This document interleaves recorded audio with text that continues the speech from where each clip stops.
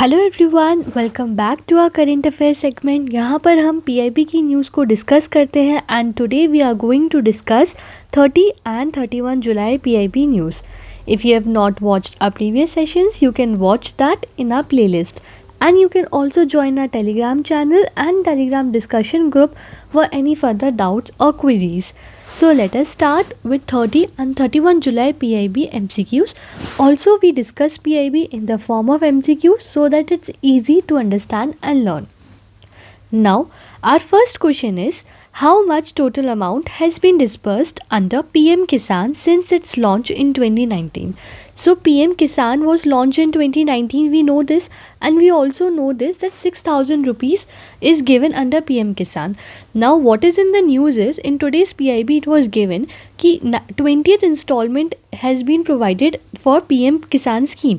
So कितना total amount अभी तक disburse हो चुका है और कितना अमाउंट उनको 20th इंस्टॉलमेंट में हम देने वाले हैं स्कीम के अंदर। सो जो टोटल अमाउंट है जो अभी तक डिसबर्स हम कर चुके हैं, डिसबर्स यानी दे चुके हैं अंडर पीएम किसान since it's launch in 2019, that is rupees 3.69 lakhs crore. This information was given in PIB, so it becomes important. Now how much amount will be disbursed under 20th installment of PM Kisan? So 20th installment जानी है for PM Kisan scheme और उसमें जो disbursement होगा amount का that is 20,500 crore rupees. We are not discussing the basics of PM Kisan because it is a PIB session, it is a current affairs session. जो PM Kisan या जो schemes का description है that is discussed in scheme segment and that is running separately. So we are only discussing about PIB schemes and we discuss some schemes in detail जो ज़्यादा important होती है, new होती है. Now next question says, as of May 2025 what percentage of villages in India have mobile connectivity? So ये already हम पहले भी discuss कर चुके हैं हमारे PIB session में, but because it was given again so I thought of bringing a question again so that revision हो जाए and अगर कोई नया देख रहा है तो उसको भी पता चल जाए. So कितने percentage है villages में जिनकी हमने mobile connectivity जिनके पास है? So that is 97.65%. As of May 2025, out of 6,44,131 villages in the country, as per data of Registrar General of India, around 97.65% villages, that is 6,29,027 villages, are covered with mobile connectivity, and out of these 96.8% यानी कि 6,23,512 villages have 4G mobile connectivity. So 97.65% जो villages है उनके पास mobile connectivity है और इन 97.6% में से 96.8% लोगों के पास 4G कनेक्टिविटी है. So this is the data and this is also very important for us to remember. Now next question says, what is the main objective of संचार मित्र स्कीम? सो संचार मित्र स्कीम क्या है? संचार मित्र स्कीम यानी कि हमें यूथ को डिजिटल एम्पावरमेंट के लिए एंगेज करना है और टेलीकॉम अवेयरनेस बढ़ानी है. So the main objective is to engage youth in digital empowerment and telecom awareness. ये इसके लिए एलिजिबल कौन होगा? इसके लिए वो स्टूडेंट्स जो टेक्निकल इंस्टीट्यूट से हैं विद टेलीकॉम, इलेक्ट्रॉनिक्स और cyber security programmes are eligible. So this is Sanchar Mitra scheme. Now again a very important question also has been discussed earlier, but discussing it again because it was given again and it is also very important. That is why the question asks, for a coal gasification project to avail the 50% rebate, what is the minimum percentage of coal production that must be used for gasification? यानी ये बोल रहा है कि अगर आपको 50% rebate चाहिए अगर कोई कोल गैसिफिकेशन प्रोजेक्ट में, तो वो तभी मिल सकता है जब आप कितना परसेंटेज जो कोल प्रोडक्शन है वो गैसिफिकेशन के लिए यूज़ करेंगे. सो दैट इज़ 10%. अब अगर आपने पहले की पीआईबी सेशंस देखे हैं तो इसे हमने बहुत ज़्यादा डिटेल में पढ़ा था. पूरा कोल का उस टाइम हमने पूरा अच्छे से समझा था कि व्हाट इज़ रिबेट और कितना परसेंटेज क्यों दिया जा रहा है, what is coal gasification, everything. So I am in short telling you कि 50% रिबेट के लिए 10% मिनिमम कोल गैसिफिकेशन आपको करना पड़ेगा. Now the condition is that at least 10% coal production must be used for gasification for 50% rebate, and this is for encouraging private sector participation ताकि हम pollution कम कर पाए and making coal gasification commercially attractive. So अगर 50% rebate चाहिए coal gasification में, तो at least 10% आपको coal का जो production है वो gasification के लिए use करना होगा. This is for companies.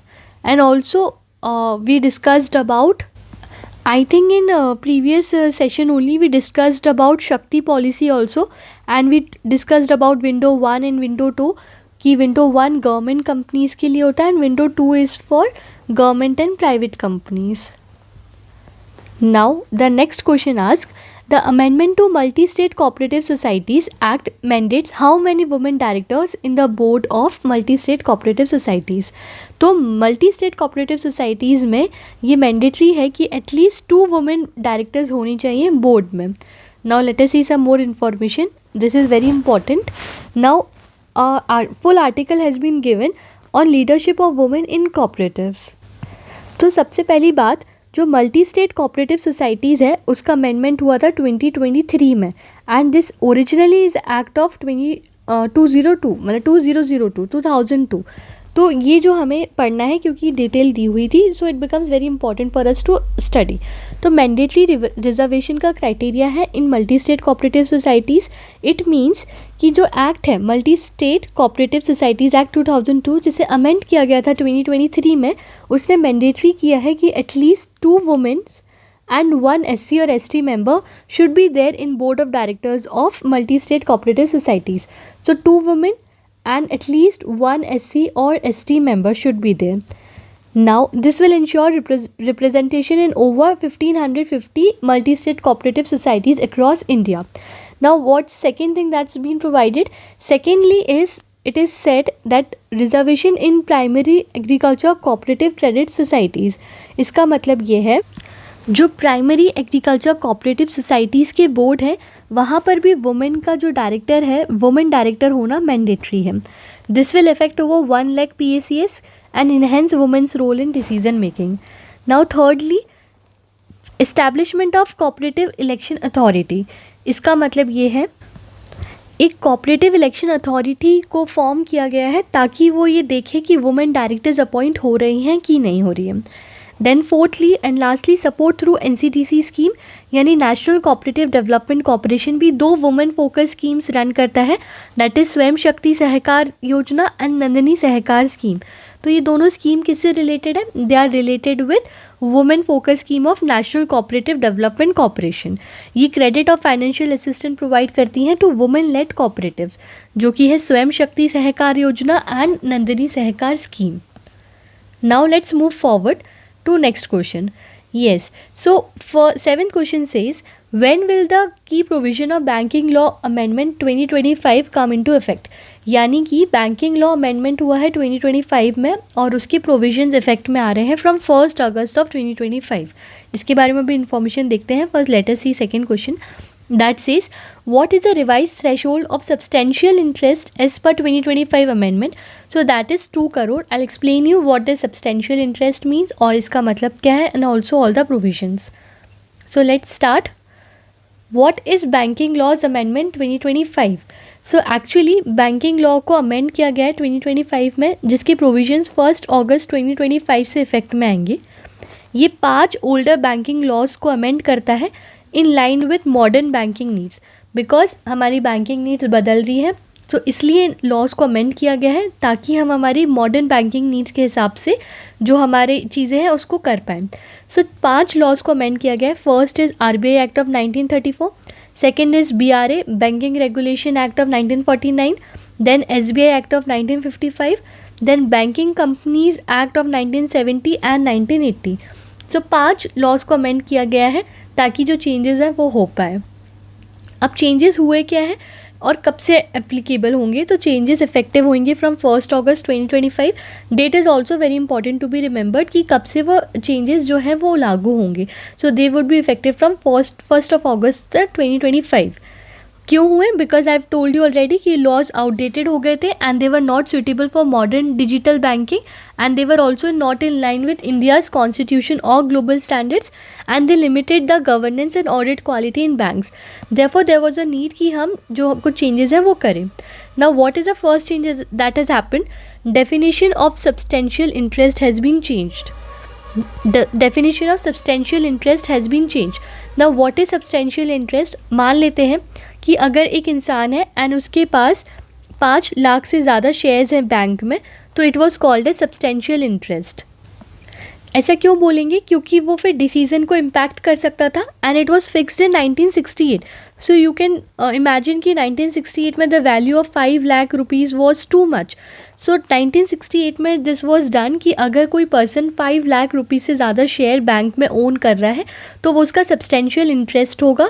But अब क्योंकि 5 lakh rupees is not that big amount to change और टू इन्फ्लुएंस एनी डिसीजन, इसलिए इस अमाउंट को अब रेज करके 2 करोड़ कर दिया गया है ताकि जो हम बेटर कोऑपरेट गवर्नेंस कर पाए और अनफेयर इन्फ्लुएंस को प्रिवेंट कर पाए. So definition of substantial interest has been change from 5 lakh rupees to 2 crore. ये चेंज किया गया and this is very important specially for NABARD, specially for RBI students. It is very very important news. सो 5 लाख से 2 करोड़ कर दिया गया. Then second change has been done with respect to director tenure. तो directors का जो टेन्योर था कोऑपरेटिव बैंक्स में वो पहले था 8 ईयर्स तक, except chairperson and whole time directors. जो बाकी के जो डायरेक्टर्स थे उनका जो टाइम था, टेन्योर था, वो 8 ईयर्स था. Now this has been done to 10 years. So 8 years to 10 years this has been extended to align with 97 constitutional amendment act which talks about improved governance in cooperatives. So this also you can remember कि cooperatives से डील करता है 97 constitutional amendment of 2011. Right. Now third changes, unclaimed money can be sent to IEPF. IEPF stands for investor education and protection fund. तो अब जो change हुआ है वो ये है कि जो PSBs हैं यानी कि जो पब्लिक सेक्टर बैंक्स हैं वो अनक्लेम्ड शेयर्स या अनपेड इंटरेस्ट या अनरिडीम्ड बॉन्ड्स, जो कि शेयर्स क्लेम नहीं हुए या जो इंटरेस्ट पे नहीं हुआ या जो बॉन्ड्स रिडीम नहीं हुए, वो अब IPEF यानी investor education and protection fund में ये सब भेज सकते हैं, जैसे कंपनीज करती हैं कंपनीज एक्ट के अंदर. So this has been done कि अनक्लेम्ड मनी अब IEPF में भेजा जा सकता है by banks. So these are some changes that have been done जो कि फोर्स में आएंगे from 1 August. Now just let us see this questions. पहला था कि की प्रोविजंस जो है वो कब से इफेक्ट में आने वाले हैं, तो that is 1 August. And what is the revise threshold of substantial interest, that is 2 crore from 5 lakh rupees to 2 crore rupees. So I hope you understood this whole news, and let us move forward to next important news that says Global Tiger Day is observed on which date every year? So that is 29 July. 29 July we celebrate as Global Tiger Day. Now next question says what is the total outlay of Semicon India program approved by Government of India? So Semicon India programme has been launch with a total outlay of 76,000 crore ताकि हम semiconductor और display manufacturing ecosystem को build कर पाएँ. इस scheme के अंदर design linked incentive scheme was also introduce with 1,000 crore to support domestic companies, startups and MSMEs in semiconductor design. So अगर यहाँ पे पूछा है कि टोटल आउटले क्या है सेमिकॉन इंडिया प्रोग्राम का, सो दैट इज़ 76,000 करोड़ और इसमें 1,000 crore was given to design linked incentive scheme. Next question that says what was the main theme of 29th National Good Governance webinar that was held on 30th July 2025? So our National Good Governance webinar was held and उसका theme था innovation state. Who conducts household consumption expenditure survey in India? So household consumption expenditure survey conduct हुआ है by NSO National Statistical Office ताकि estimate कर पाए हम average monthly per capita consumption expenditure in India. So that has been done by NSO and also now we will understand कि क्या changes हुए and what all has been done. So this data has been released by NSO जो कि हमें बताता है average monthly per capita consumption expenditure and percentage difference in monthly per capita expenditure rural और urban India में.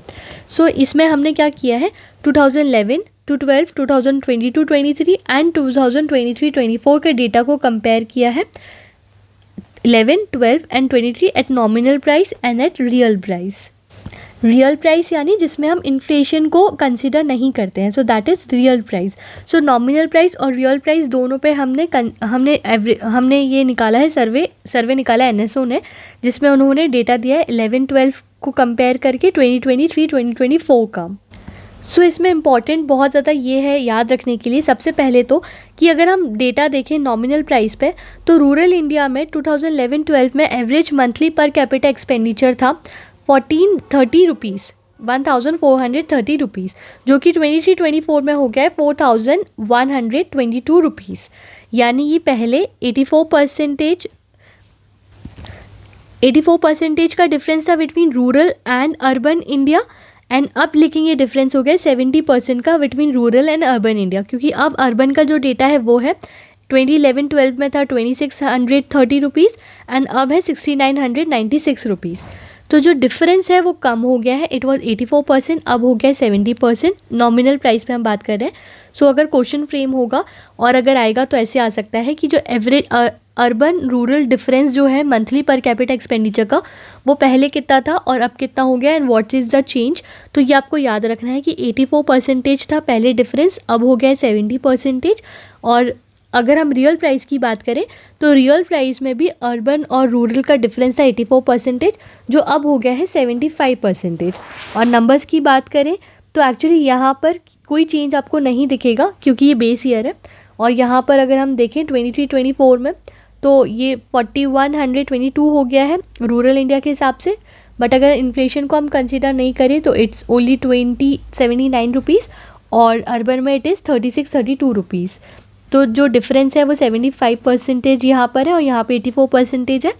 And nominal price के case में 84% से लेकर 70% के बीच का चेंज आया। Now next question ask, Bharat NCX 2025 is related with which of the following domains? So Bharat NCX 2025 is related with cyber security. Now, under which article of Constitution is the National Commission for Scheduled Tribes constituted? And second question is, the National Commission for Scheduled Tribes was created through which constitution amendment? Now this is a line that was given exactly in PIB, जिसमें ये दोनों information दी हुई है जो frame हुए हैं। And ऐसे question बहुत ज़्यादा RBI में फ्रेम होते हैं and it's very important for us to study. Now the line of PIB says NCST is a constitutional body constituted under Article 338A of Constitution of India. So under which article ये NCST बनी है? It is under Article 338A. As per Article 338A of Constitution, the Commission shall have the power to regulate its own procedure. Copy of Constitution 89th Amendment 2023 is given as Annexure C. So यानी कि जो scheduled tribes का जो national commission है वो कौन से amendment से आया था? That came through amendment of 89th amendment 2003। Actually अगर आपको पता है तो ये पहले आ चुके थे, बट जो सेपरेशन हुआ है, क्योंकि पहले जो थे वो कंबाइंड कमीशन होते थे, national commission for scheduled caste and tribe was combined, तो जो सेपरेट कमीशन बना है तो that was under 89th amendment of 2003। Now let us move to next question that says, this is also a very very important news, like just mark stars here, it's very important. It says the 1 megawatt green hydrogen power plant was inaugurated at which port? So the 1 megawatt green hydrogen power plant was inaugurated at Kandla port, that is Deen Dayal Port Authority. Now what is the news? The news is कि India के जो union minister हैं of ports, उन्होंने India का पहला first megawatt green hydrogen plant को inaugurate किया है at Deendayal port authority Kandla Gujarat. ये बहुत मेजर स्टेप है इंडिया का towards becoming net zero by 2017। Now what is more important is ये पार्ट, ये जो 1 मेगावाट प्लांट है it is part of larger 10 megawatt green hydrogen project. तो हमारा 10 मेगावाट का ग्रीन हाइड्रोजन का प्रोजेक्ट है, जिसमें जो ये 1 मेगावाट का प्रोजेक्ट इनॉग्रेट हुआ है ये इसी का पार्ट है। एंड ये जो 1 मेगावाट का मॉड्यूल है it's built in just 4 months, very fast. And also this is important that जो दीनदयाल पोर्ट अथॉरिटी है उसने अर्लियर डिप्लॉयड किया था इंडिया का first all electric green tug, a ship that is use to push and pull other ships. And it is also an example of maritime India vision 2030। यानी कि I tell you in short कि जो हमारे Kandla port authority है, Deendayal port authority Kandla, तो उसमें दो चीज़ें आपको याद रखनी है। सबसे पहले 1 मेगावाट का hydrogen power plant has been inaugurated, hydrogen power plant. Second, इन्होंने ही ये इसी पोर्ट ने ऑल्सो इनॉग्रेट किया था, डिप्लॉय किया था इंडियाज़ का first all electric green tug. And what is green tug? एक ऐसी शिप जो कि दूसरी शिप्स को पुल या पुश करने में मदद करती है। सो ये दोनों फैक्ट्स आपको याद रखने हैं। Now next question says, what is the full form of ANRF launched in 2024-2025 under Department of Science and Technology? So ANRF stands for अनुसंधान नेशनल रिसर्च फाउंडेशन। ये क्या है? ये अनुसंधान नेशनल रिसर्च फाउंडेशन को गवर्नमेंट ने लॉन्च किया था 2024-2025 में under department of science and technology. Also this is an important news as it is line was given that says government has also approved research development and innovation scheme to incentivize private sector participation in research and development। यानी कि government ने research development and innovation scheme को भी approve किया है ताकि वो private sector participation को इंसेंटिवाइज कर सके इन रिसर्च एंड डेवलपमेंट। इस स्कीम का आउटले होगा 1 lakh crore over 6 years। So this you have to remember, 1 lakh crore over 6 years, जिसमें कि 2025-2026 के लिए 20,000 करोड़ को एलोकेट कर दिया गया है। So now next important news is, which mission supports startup in electric vehicles domain? So the answer is Evolutions। Now DST has also launched a program जिसका नाम है Evolutions। इसका फुल फॉर्म है electric vehicle solution led by startups. So evolutions का full form है electric vehicle solutions led by startup. तो DST ने launch किया है प्रोग्राम ताकि वो स्टार्टअप्स को सपोर्ट कर पाए जो कि ईवी डोमेन में वर्क कर रहे हैं, और वो उनको एक कमर्शियली वायबल प्रोजेक्ट की तरह, वो जो प्रोटोटाइप्स होंगे उनको वो एक कमर्शियली वायबल प्रोजेक्ट्स की तरह या प्रोडक्ट्स की तरह लॉन्च कर पाए। So which scheme is supporting evolutions नाम का DST का प्रोग्राम है जो ईवी के इस डोमेन में स्टार्टअप्स को सपोर्ट कर रहे हैं। Next question says, what is the total outlay of national quantum mission approved by union budget? So national quantum mission was approved in 2023। ये 8 साल के लिए अप्रूव किया गया था फ्रॉम 2023 टू 2031, और इसका total outlay is 6003.65 crore. So this is an important initiative by government जिसमें गवर्नमेंट का ऑब्जेक्टिव है to develop quantum computers over time. कैसे? 20 to 50 physical qubits in 3 years, 50 to 100 physical qubits in 5 years and 50 to 1000 physical qubits in 8 years। Also क्या objective है? हम चाहते हैं satellite based quantum communication establish करना over 2000 kilometres. So you have to remember कितने kilometres के over हम establish करना चाहते हैं? Over 2000 kilometres. Also, we want to develop intercity quantum key distribution over 2000 km with trusted nodes using wavelength division multiplexing on existing optical fiber। So again हमको याद रखना है कि 2000 and here also हम intercity quantum distribution establish करना चाहते हैं, develop करना चाहते हैं over 2000 kilometers। इसके लिए हम 4 थीमेटिक हब्स को बना रहे हैं, setting up of 4 thematic hubs जैसे कि quantum computing, quantum communication, quantum sensing and metrology and quantum material and devices. ये आपको याद रखने की ज़रूरत नहीं है, आप बस इतना याद रख सकते हैं कि हम 4 थीमेटिक हब्स को बना रहे हैं, 4 थीमेटिक हब्स। और ये डेटा आप याद रख सकते हैं कि हम 20 to 50 फिजिकल क्यूबिट बना रहे हैं 3 years में, 50 to 100 in 5 years and 50 to 1000 in 8 years। And total project का टाइम है 8 years and the budget is 6003.65 crore rupees। Now next question says, which 2 organizations have signed an MOU for collaborated biomedical research and training in July 2025? So 2 organizations जिन्हें MOU sign किया है, that is ITBPF and DBT। ITBFP यानी कि Indo Tibetan border police force and department of biotechnology ने MOU sign किया है towards advancing और towards collaborating in biomedical research and training. सो बायोमेडिकल रिसर्च एंड ट्रेनिंग में MOU साइन किया है Indo Tibetan border police force and department of biotechnology ने। Now next question says, in July 2025 India ने एक mutual legal assistant treaty sign किया है, that is mutual legal assistant treaty. आपको नाम से ही समझ में आ रहा है ताकि लीगली दोनों को असिस्ट कर पाएँ। म्यूचुअल लीगल असिस्टेंस ट्रीटी तो वो किस कंट्री के साइन किए हैं ताकि हम लीगल और जुडिशियल मैटर्स में कॉपरेशन कर पाएँ? So that is with Morocco. So India and Morocco has sign a mutual legal assistant treaty ताकि हम लीगल और जुडिशियल मैटर्स में कॉपरेशन कर पाएँ. Now these are some schemes जो कि आज की PIB में थी. Schemes implemented by ministry of food and processing industry, जिसमें Kisan Sampada, then PLI scheme for food processing industry and PMFME scheme were discussed. Now these three schemes would be separately discussed in our scheme classes. So hereby I am skipping these from our PIB session of today, क्योंकि जो भी important news है वो हम scheme class में discuss करेंगे. Now, which central scheme was approved by Union Cabinet in July 2025 for cooperative sector support? यानी कि एक सेंट्रल सेक्टर स्कीम को अप्रूव किया गया है फॉर कोऑपरेटिव सेक्टर सपोर्ट. उस स्कीम का नाम क्या है? उस स्कीम का नाम है grant in aid to NCDC. NCDC stands for national cooperative development corporation. So grant in aid to NCDC ये स्कीम का नाम है. ये आपको याद रखना है कि कौन सी सेंट्रल सेक्टर स्कीम को लॉन्च किया है, अप्रूव किया है यूनियन कैबिनेट ने. That is grant in aid to NCDC. और टोटल फाइनेंशियल आउटले क्या रहेगा इस स्कीम का? The total financial outlay would be 2000 crores. Now let us see some information.